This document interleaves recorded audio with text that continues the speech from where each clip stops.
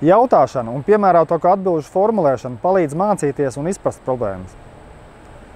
Kā būt kritiskam saskaroties ar mūsdienu izaicinājumiem un iegūt pārliecību par nepieciešamo rīcību? Izpratne veicina iegūto zināšanu labāku lietošanu, praksē un profesionālu izaugsmu.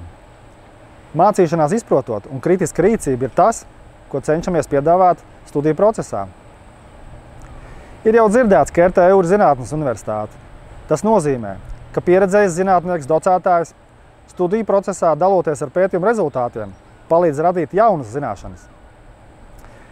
Teritoriālās attīstības inženieri ir par pilsētām, to aglomerācijām un reģionu attīstību, paredzot sociālo-ekonomiskās un telpiskās attīstības analīzi un novērtēšanu, plānošanu un pārvaldību. Tās mērķis ir izcināt teritoriālās attīstības problēmas mūsdienu pilsētvides, teritoriālās kohēzijas un reģionālās miedarbības procesa kontekstā.